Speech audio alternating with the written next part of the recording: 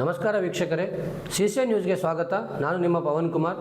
ಇಂದಿನ ಮುಖ್ಯಾಂಶಗಳು: ಬೀದರ್ನಲ್ಲಿ ಭಾರತ್ ಗ್ಯಾಸ್ ಪೈಪ್ಲೈನ್ ಲೀಕ್, ಬೆಳ್ಳಂಬೆಳಿಗ್ಗೆ ತಪ್ಪಿದ ಭಾರೀ ಅನಾಹುತ.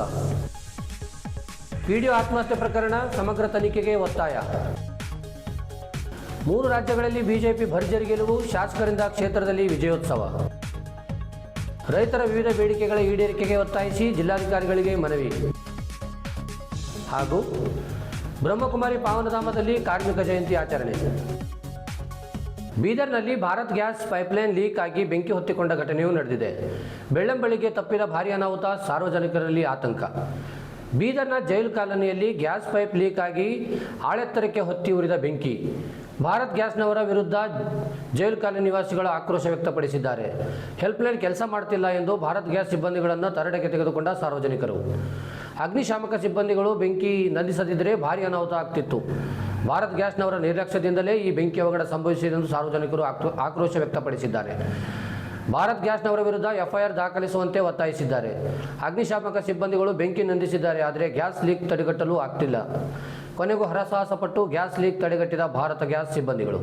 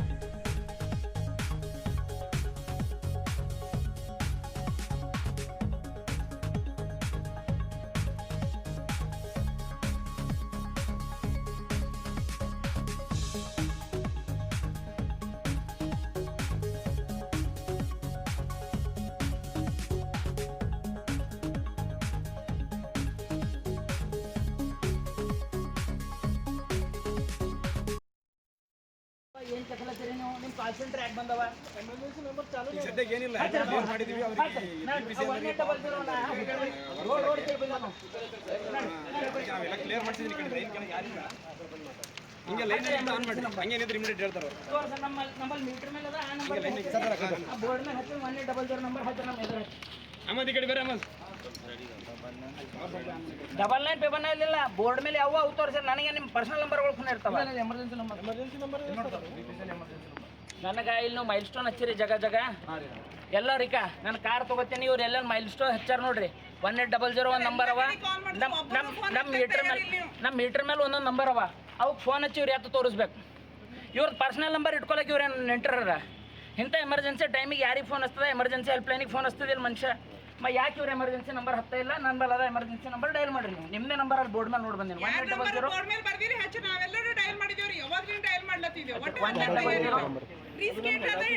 ಅದೇ ಎಮರ್ಜೆನ್ಸಿ ಹೆಲ್ಪ್ಲೈನ್ ಅಂತದ. ಹೆಡ್ ಆಫೀಸ್ ಅಂತ. ಹೆಡ್ ಆಫೀಸ್ ನಂಬರ್ ಎದಕ್ಕೆ ರೋಡಿಗೆ 1800 212 0670. ಕೆಲಸದ ಒತ್ತಡ ಹಾಗೂ ಮಾನಸಿಕ ಕಿರುಕುಳದಿಂದ ಪಂಚಾಯತ್ ಅಭಿವೃದ್ಧಿ ಅಧಿಕಾರಿ ಆತ್ಮಹತ್ಯೆ ಮಾಡಿಕೊಂಡ ಪ್ರಕರಣವನ್ನು ಉನ್ನತ ಮಟ್ಟದಲ್ಲಿ ಸಮಗ್ರವಾಗಿ ತನಿಖೆ ನಡೆಸಬೇಕು ಎಂದು ರಾಜ್ಯ ಪಂಚಾಯತ್ ಅಭಿವೃದ್ಧಿ ಅಧಿಕಾರಿಗಳ ಕ್ಷೇಮಾಭಿವೃದ್ಧಿ ಸಂಘದ ಜಿಲ್ಲಾ ಘಟಕ ಒತ್ತಾಯಿಸಿದೆ. ಈ ಕುರಿತು ಸೋಮವಾರ ಇಲ್ಲಿಯ ಜಿಲ್ಲಾ ಪಂಚಾಯಿತಿ ಸಿಇಒ ಡಾಕ್ಟರ್ ಗಿರೀಶ್ ಬದಲೆ ಅವರಿಗೆ ಸಂಘದ ವತಿಯಿಂದ ಮನವಿ ಪತ್ರ ಸಲ್ಲಿಸಲಾಯಿತು. ರಾಜ್ಯ ಖಜಾಂಚಿ ಶರತ್ ಅಭಿಮಾನ್ ಹಾಗೂ ಜಿಲ್ಲಾಧ್ಯಕ್ಷ ಸಂತೋಷ್ ಪಾಟೀಲ್ ನೇತೃತ್ವದಲ್ಲಿ ಪಿಡಿಒಗಳು ಭೇಟಿ ನೀಡಿ ಗ್ರಾಮೀಣಾಭಿವೃದ್ಧಿ ಸಚಿವರಿಗೆ ಬರೆದ ಮನವಿಯನ್ನು ಹಸ್ತಾಂತರಿಸಿದರು. ಅಸೋಟಿ ಹಾಗೂ ಕೊತವಾಳ್ ಗ್ರಾಮ ಪಂಚಾಯತಿಗಳ ಅಭಿವೃದ್ಧಿ ಅಧಿಕಾರಿಯಾಗಿ ಕಾರ್ಯನಿರ್ವಹಿಸುತ್ತಿದ್ದ ಮುಕ್ತಮ್ ಹುಸೇನ್ ಕರಡಿಗುಡ್ಡ ಅವರು ಕೆಲಸದ ಒತ್ತಡ, ಲೋಕಾಯುಕ್ತ ತನಿಖೆ ಮತ್ತು ವೇತನ ಸಮಸ್ಯೆಯಿಂದ ಮನನೊಂದು ಆತ್ಮಹತ್ಯೆ ಮಾಡಿಕೊಂಡಿದ್ದಾರೆ ಎಂದು ಸಂಘ ಆರೋಪಿಸಿದರು. ಈ ಘಟನೆ ಕೇವಲ ಒಬ್ಬ ಅಧಿಕಾರಿಯ ದುರಂತವಲ್ಲ, ರಾಜ್ಯಾದ್ಯಂತ ಪಿಡಿಒಗಳು ಎದುರಿಸುತ್ತಿರುವ ಒತ್ತಡದ ಪರಿಸ್ಥಿತಿಗೆ ಉದಾಹರಣೆಯಾಗಿದೆ ಎಂದರು. ಮೃತ ಅಧಿಕಾರಿಯ ಕುಟುಂಬಕ್ಕೆ ತಕ್ಷಣ ಆರ್ಥಿಕ ನೆರವು, ಬಾಕಿ ವೇತನ ಬಿಡುಗಡೆ ಹಾಗೂ ಕುಟುಂಬದ ಒಬ್ಬ ಸದಸ್ಯರಿಗೆ ಸರ್ಕಾರಿ ಉದ್ಯೋಗ ನೀಡಬೇಕು ಎಂದು ಸಂಘದ ಪದಾಧಿಕಾರಿಗಳು ಆಗ್ರಹಿಸಿದರು. ಈ ವೇಳೆ ದೇವಪ್ಪ ಚಾಂಬಳೆ, ಜಗಪ್ಪ ಪೂಜಾರಿ, ವಿಜಯಶೀಲ, ಧೋಂಡಿಬ, ಭಾಗ್ಯಜ್ಯೋತಿ, ಮಲ್ಲಿಕಾರ್ಜುನ್ ಸಾಗರ್, ಮಲ್ಲಣ್ಣಗೌಡ, ವಿಜಯ್ ಕುಮಾರ್, ಕನಕರಾಯ, ಚಂದ್ರಶೇಖರ್ ಹೊನ್ನಾಳೆ ಸೇರಿದಂತೆ ಬೀದರ್ ಜಿಲ್ಲೆಯ ಹಲವು ಪಿಡಿಒಗಳು ಉಪಸ್ಥಿತರಿದ್ದರು. ಎಲ್ಲರಿಗೂ ನಮಸ್ಕಾರ. ಇವತ್ತು ಇಡೀ ರಾಜ್ಯಾದ್ಯಂತ ಏನು ಪಂಚಾಯತ್ ಅಭಿವೃದ್ಧಿ ಅಧಿಕಾರಿಗಳ ಸಮಸ್ಯೆಗಳ ಬಗ್ಗೆ ಮನವಿ ಕೊಡಲಿಕ್ಕೆ ಮಾನ್ಯ CO ಸರ್ ಅವರ ಒಂದು ನೇತೃತ್ವಕ್ಕೆ ಬಂದು ನಾವು ಇವತ್ತು ಮನವಿಯನ್ನು ಕೊಟ್ಟಿದ್ದೀವಿ. ಇಡೀ ರಾಜ್ಯಾದ್ಯಂತ ಏನು ಕಳೆದ ಒಂದು ವಾರದ ಹಿಂದೆ ಗದಗ ಜಿಲ್ಲೆಯ ಅಸೋಟಿ ಗ್ರಾಮ ಪಂಚಾಯತಿಯ ಮುಕ್ತಮ್ ಹುಸೇನ್ ಒಂದು ಆತ್ಮಹತ್ಯೆ ಪ್ರಕರಣ ಆಗಿತ್ತು. ಅದನ್ನು ತನಿಖೆಗೊಳಪಡಿಸಬೇಕು ಮತ್ತು ಗ್ರಾಮ ಪಂಚಾಯತಿಗಳಲ್ಲಿ ಒಂದು ಒಳ್ಳೆಯ ವಾತಾವರಣ ರೂಪಿಸಿ ತನಿಖೆ ಜೊತೆಗೆ ಅವರ ಮನೆಯವರಿಗೆ ಒಂದು ನೌಕರಿಯನ್ನು ಕೊಡಬೇಕು. ಅವರ ಒಂದು ಯಾರಿದ್ದಾರೆ ಅವರ ಹಿಂಬಾಲಕರು ಅಂತೇಳಿ ಅಂತಂದು ರಿಕ್ವೆಸ್ಟ್ ಇತ್ತು. ಅದ್ರ ಜೊತೆಗೇ ಇವತ್ತು ನಮ್ಮ ಗ್ರಾಮ ಪಂಚಾಯತಿಗಳಲ್ಲಿ ಅನುದಾನದ ಕೊರತೆ ಇದೆ. ಜೊತೆಗೆ ಬಹಳಷ್ಟು ಜನಗಳು ಪಿಡಿಒಗಳು ಒತ್ತಡದಿಂದ ದಿನಾಲು ದೈಹಿಕ ಹಲ್ಲೆಗಳಿಂದ, ಮಾನಸಿಕ ಹಿಂಸೆಯಿಂದ ತೋರಿಸಿ ಹೋಗ್ತಾ ಇದ್ದಾರೆ. ಅಂಥದನ್ನು ಕ್ಲಿಯರ್ ಮಾಡಿ ಒಂದು ಒಳ್ಳೆಯ ವಾತಾವರಣ ಅವರ ಮುಖಾಂತರ ಮಾನ್ಯ ಪ್ರಿಯಾಂಕ್ ಅವರಿಗೆ, ಮಾನ್ಯ ಸಚಿವರಿಗೆ ನಾವು ಮನವಿಯನ್ನು ಕೊಟ್ಟಿದ್ದೀವಿ. ಮನವಿಗೆ ನಮ್ಮ ಬೀದರ್ ಜಿಲ್ಲೆಯಲ್ಲಿ ಕೂಡ ಒಳ್ಳೆಯ ಸ್ಪಂದನೆ ಸಿಕ್ಕಿದೆ. ನಮ್ಮ ಇಷ್ಟೇ ಒಂದು ರಿಕ್ವೆಸ್ಟ್ ಇದೆ, ಕಾಲಕ್ಕೆ ಪಂಚಾಯತ್ ಅಭಿವೃದ್ಧಿ ಅಧಿಕಾರಿಗಳ ಬೇಕಾದಂಥ ಸೇವಾ ವಿಷಯಗಳಾಗಿರ್ಬೋದು, DE ಆಗಿರ್ಬೋದು, ಅಮಾನತು ವಿಷಯಗಳಾಗಿರ್ಬೋದು, ಅವು ತೆರವಾಗಬೇಕು.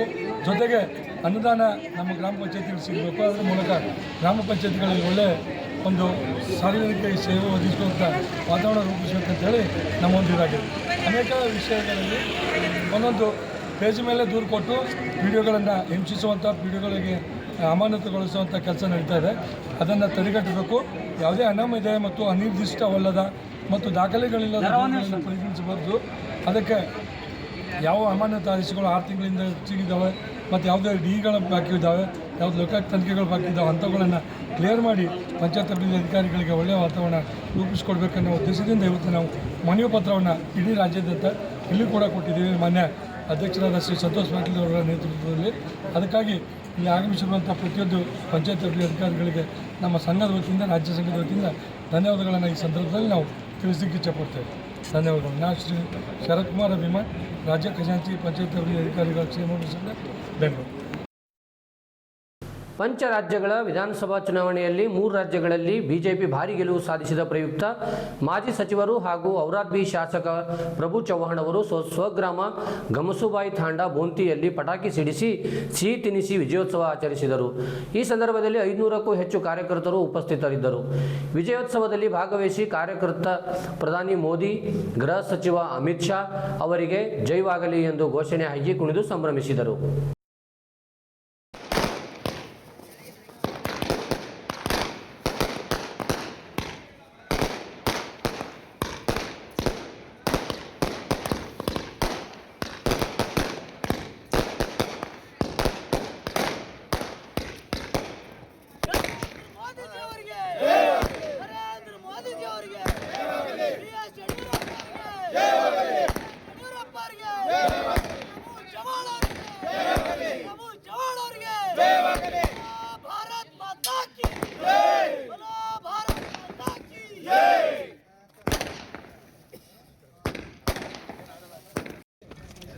भारत माता की जय, जय श्री राम, जय श्री राम, जय श्री राम, जय श्री राम. ಏನಾಯ್ತಪ್ಪ ಮತ್ತೆ ಬಂದೆ ಇಲ್ಲ ಚಾಲೋ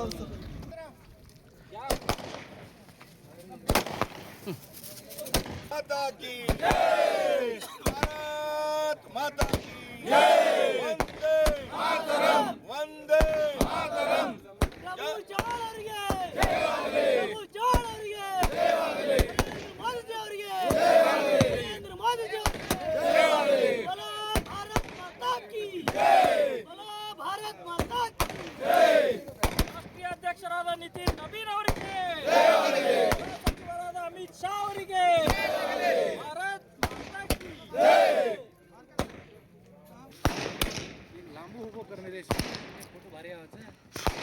होय थांबलो कर भाऊ फोटो म्हणून केलं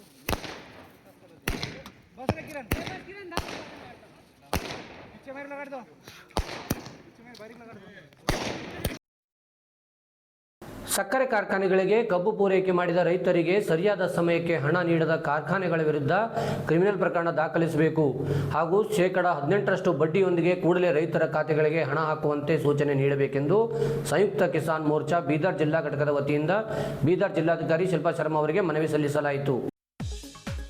ಸಂಯುಕ್ತ ಕಿಸಾನ್ ಮೋರ್ಚಾ ವತಿಯಿಂದ ವಿವಿಧ ಬೇಡಿಕೆಗಳ ಈಡೇರಿಕೆಗೆ ಒತ್ತಾಯಿಸಿ ಬೀದರ್ ಜಿಲ್ಲಾಧಿಕಾರಿಗಳಿಗೆ ಇಂದು ಮನವಿ ಸಲ್ಲಿಸಿದ ರೈತರು ಬೀದರ್ ಜಿಲ್ಲೆಯಲ್ಲಿನ ಪ್ರಾಥಮಿಕ ಕೃಷಿ ಪತ್ತಿನ ಸಹಕಾರ ಸಂಘದ ಅವ್ಯವಹಾರಗಳ ಬಗ್ಗೆ ತನಿಖೆ ನಡೆಸಬೇಕು, BSSK ಕಾರ್ಖಾನೆಯನ್ನು ಪುನರಾರಂಭಿಸಲು ಸರ್ಕಾರಕ್ಕೆ ಶಿಫಾರಸು ಮಾಡಬೇಕು ಮತ್ತು ಜಿಲ್ಲಾಡಳಿತ ಹಾಗೂ ಉಸ್ತುವಾರಿ ಸಚಿವರು ಮಾತು ಕೊಟ್ಟಂತೆ ರೈತರ ಪ್ರತಿ ಟನ್ ಕಬ್ಬಿಗೆ 2950 ಹಣವನ್ನು ನೀಡಲು ಕಾರ್ಖಾನೆಗಳಿಗೆ ಸೂಚನೆ ನೀಡಬೇಕು ಎಂದು ಒತ್ತಾಯಿಸಿದರು. ಕಾರ್ಖಾನೆ ಆಡಳಿತ ಮಂಡಳಿಗೆ ಮಾತು ತಪ್ಪಿದ ಕಾರ್ಖಾನೆ ಆಡಳಿತ ಮಂಡಳಿಗೆ ರೈತರ ಹಣ ಬಾಕಿ ಹಣ ಕೊಡದ ಕಾರ್ಖಾನೆಗಳಿಗೆ ಬಾಕಿ ಹಣ ಕೊಡಿಸದ ಸರ್ಕಾರಕ್ಕೆ ಮಾತು ಕೊಡಿಸಿ ಹಣ ಕೊಡಿಸದ ಸರ್ಕಾರಕ್ಕೆ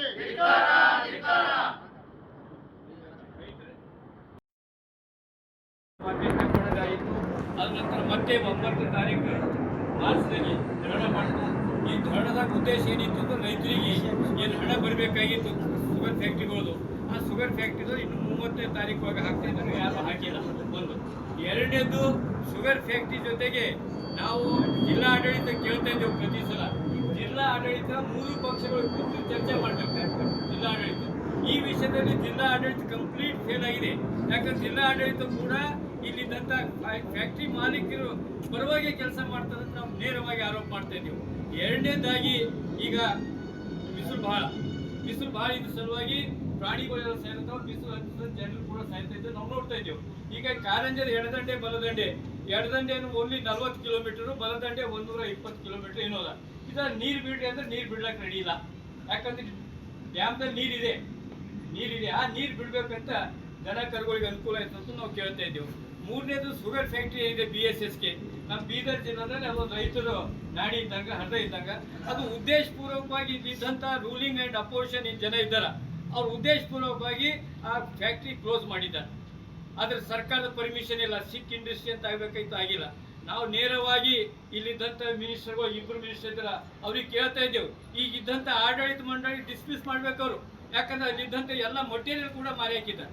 ಇದು ಆದರೆ ಇಲ್ಲಿ ಏನಾಗುತ್ತೆ, ನಾವು ಸಹಕಾರ ರಾಜಕೀಯ ಇಲ್ಲ ಅಂತ ಹೇಳ್ತಾರೆ. ರಾಜಕೀಯ ಇಲ್ಲದೆ MLAಗಳು ಮಕ್ಕಳು MLAಗಳು ತಮ್ಮನೇರು ಅವ್ರು ಇವರು ಯಾಕೆ ರಾಜಕೀಯ ಇದರಲ್ಲಿ ಕೋಆಪರೇಟಿವ್ ಸೊಸೈಟಿದಲ್ಲಿ ಇರ್ತಾರೆ.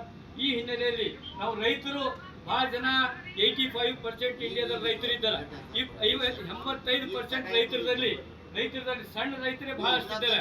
ಈಗ ಶುಗರ್ ಫ್ಯಾಕ್ಟ್ರಿ ವಿಷಯದಲ್ಲಿ ನಾವು ಬಂದಾಗ ಕೋಆಪರೇಟಿವ್ ವಲಯದಲ್ಲಿದ್ದಂಥ ಶುಗರ್ ಫ್ಯಾಕ್ಟ್ರಿ ಉದ್ದೇಶಪೂರ್ವಕವಾಗಿ ಕ್ಲೋಸ್ ಮಾಡಿ ಖಾಸಗಿ ವಲಯದಲ್ಲಿದ್ದಂಥ ಫ್ಯಾಕ್ಟ್ರಿಗಳು ಮಜಬೂತ್ ಮಾಡ್ಕೋಬೇಕಂತೇಳಿ ಈಗಿದ್ದಂಥ ಲೀಡರ್ದು ಒಂದು ಸಾಜಿಸ್ ನಡೆದು. ಇನ್ನು ಕೇಂದ್ರ ಸರ್ಕಾರ ಭಾಳ ಸಲ ಕೇಳ್ತಾ ಇದ್ದೆವು, ರೆನ್ಯುಮರೇಟಿವ್ ಪ್ರೈಸ್ ಕೊಡ್ರಿ ಅಂತೇಳಿ. ರೆನ್ಯುಮರೇಟಿವ್ ಪ್ರೈಸ್ ಕೊಡ್ಲಿಕ್ಕೆ ರೆಡಿ ಇಲ್ಲ. ಕೇಂದ್ರ ಸರ್ಕಾರ 3 ಕಾಯ್ದೆಗಳು ವಾಪಸ್ ತೆಕ್ಕೊಡ್ತು. ವಾಪಸ್ ತೆಕ್ಕೊಂಡ ನಂತರ ಒಂದು ಸಾಜಿಸ್ ಏನು ಮಾಡಿದ್ರೆ ಕೋಆಪರೇಟಿವ್ ಸೆಕ್ಟರ್ ತಯಾರು ಮಾಡಿ. ಕೇಂದ್ರದಲ್ಲಿ ಕೋಆಪರೇಟಿವ್ ಸೆಕ್ಟರ್ ಇರಲಿಲ್ಲ, ಆದರೆ ಇವತ್ತು ಕೋಆಪರೇಟಿವ್ ಸೆಕ್ಟರ್ ಹೋಮ್ ಮಿನಿಸ್ಟರ್ ಕೈಲಿದೆ. ಈಗಿದ್ದಂಥ ಏನು ಕೋಆಪರೇಟಿವ್ ಸೊಸೈಟಿ ಹಳ್ಳಿದಲ್ಲಿ ಏನವ, ಆ ಕೋಆಪರೇಟಿವ್ ಸೊಸೈಟಿ ಕ್ಲೋಸ್ ಮಾಡೋಂಥ ಒಂದು ಸಾಜಿಸ್ ರಾಷ್ಟ್ರ ಮಟ್ಟದಲ್ಲಿ ನಡೆದ. ಈ ಕೋಆಪರೇಟಿವ್ ಸೆಕ್ಟರ್ ಏನದ, ಕೋಆಪರೇಟಿವ್ ಸೆಕ್ಟರ್ ಜೀವಂತ ಇರಬೇಕಂತ ನಾವು ಕೇಳ್ತಾ ಇದ್ದೇವೆ. ಹೀಗಾಗಿ ಕೇಂದ್ರ ಸರ್ಕಾರ ಮತ್ತು ರಾಜ್ಯ ಸರ್ಕಾರಗಳು, ಯಾಕಂದ್ರೆ ಇವತ್ತು ಸ್ಟೇಟ್ಮೆಂಟ್ ನೋಡಿದೆವು ನಾವು, ಕೆಲವು ಜನರು ನಮ್ಮ ಆರಿಸೋದಂಥ ಎಲೆಕ್ಟೆಡ್ ಪರ್ಸನ್ ಏನು ಹೇಳ್ತದೆ, ನಮ್ಮ ದೇಶದಲ್ಲಿ 2 ಪಾರ್ಟಿ ಸಿಸ್ಟಮ್ ಅಂತ ಹೇಳ್ತಾರೆ. 2 ಪಾರ್ಟಿ ಸಿಸ್ಟಮ್ದಾಗ ಏನಂತ ಡೆಮೋಕ್ರೆಟಿಕ್ ವಾಯ್ಸ್ ಅಂತಂತ ರೈತರು, ಏನು ಪ್ರಜಾಪ್ರಭುತ್ವ ಅಂತ ರೈತರು, ಪ್ರಜಾಪ್ರಭುತ್ವ ಅಂತ ಜನರು ಅವ್ರ ವಾಯ್ಸ್ ಖತ ಮಾಡ್ತಾರೆ. ಅದ್ರ ಸಲುವಾಗಿ ನಾವು ರೈತರ ಪರವಾಗಿದ್ದಂಥ ಸಂಘಟನೆಗಳು, ಬುದ್ಧಿಜೀವಿಗಳೆಲ್ಲ ಕೂಡಿ ಏನು ಕೇಳ್ತಾ ಇದ್ದಾರೆ, ಮಲ್ಟಿ ಪಾರ್ಟಿ ಸಿಸ್ಟಮ್ ನಮ್ಮ ಸಂವಿಧಾನದಿದೆ. ಹೀಗಾಗಿ ಮಲ್ಟಿ ಪಾರ್ಟಿ ಸಿಸ್ಟಮ್ ಇರಬೇಕು. ಮಲ್ಟಿ ಪಾರ್ಟಿ ಸಿಸ್ಟಮ್ ತೆಗೆದು 2 ಪಾರ್ಟಿ ಸಿಸ್ಟಮ್ ತೆಗೆದಾಗ ಏನಾಗ್ತದೆ, ಇವರೇ ಅಧಿಕಾರ ಹಂಚ್ಕೊಳ್ತಾ ಇರ್ತಾರೆ. ಹೀಗಾಗಿ ಮೊನ್ನೆ ಮಹಿಳಾ ಬಿಲ್ ಬಂತು. ಮಹಿಳಾ ಬಿಲ್ದಲ್ಲಿ ಏನದ, ನಾವು ಅಪೋಸಿಷನ್ದವರೆಲ್ಲ ಕೇಳ್ತಾ ಇದ್ದೇವೆ, ಮಹಿಳಾ ಬಿಲ್ದಲ್ಲಿ 543 ಸೀಟ್. ಬೀದರ್ನ ಜನೋಡ ರಸ್ತೆಯಲ್ಲಿರುವ ಪ್ರಜಾಪತ್ರ ಬ್ರಹ್ಮಕುಮಾರಿ ವಿಶ್ವವಿದ್ಯಾಲಯದ ಆವರಣದಲ್ಲಿ ಇಂದು ಕಾರ್ಮಿಕ ಜಯಂತಿ ಹಾಗೂ ನಗರದ ಸ್ವಚ್ಛತೆಗಾಗಿ ಪ್ರತಿನಿತ್ಯ ಶ್ರಮಿಸುವ ಪೌರ ಕಾರ್ಮಿಕರಿಗೆ ಅಭಿನಂದನಾ ಸಮಾರಂಭವನ್ನು ಹಮ್ಮಿಕೊಳ್ಳಲಾಯಿತು.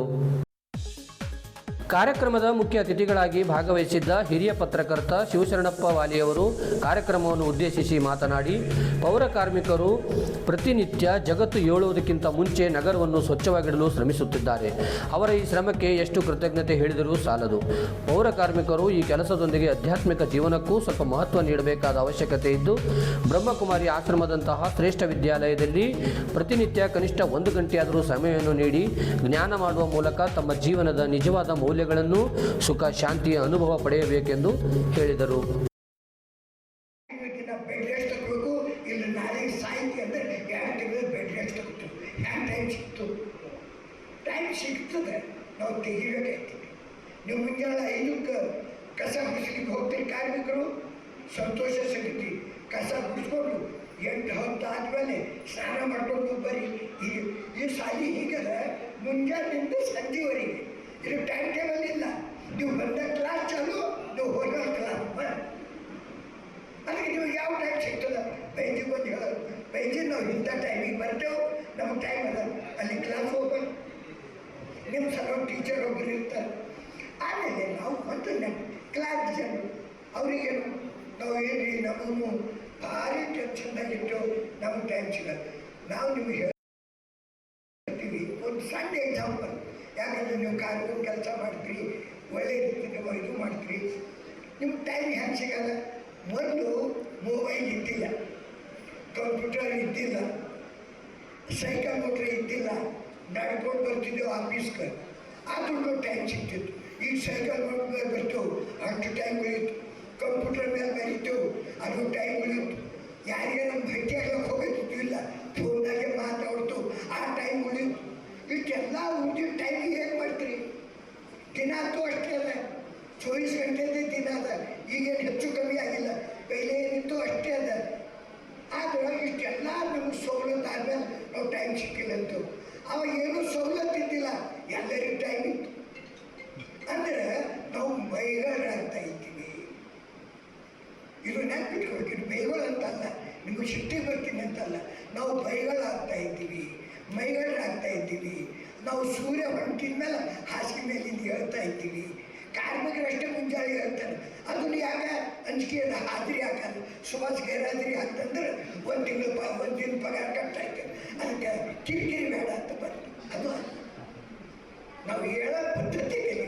ನಾ ಇದು ಯಾಕೆ ಹೇಳ್ತೀನಿ, ಬರೀ ನೀವು ತೋರಿಕೆಗಾಗಿ ಭಾಷಣಕ್ಕಾಗಿ ದೇಶಕ್ಕೆ ಒಳ್ಳೇದು ಮಾಡಬೇಕಾಗ್ಯದ, ನನ್ನ ಸಮಾಜ ಉಪಕಾರ ಮಾಡಬೇಕಾಗ್ಯದ.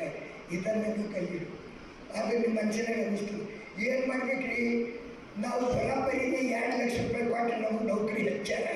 ನಮ್ಮ ಮನ್ಯಾಗ ನಮ್ಮ ಗಂಡ ಬೇಯ್ಲತ್ತಾರ, ನೀ ಏನು ತರ್ಲತ್ತೀನಿ ಮನೆಗೆ 2 ಲಕ್ಷದ ಪಟ್ಟಿ ಹೊಟ್ಟಿಲ್ಲ ಅಂತ ಹೇಳಿ ಇದು ತಲೆ ಬರ್ತದೆ. ಅದಾಗಲೇ ನಾವು ಪರಮಾತ್ಮ ನೆನ್ಬಿಟ್ರು.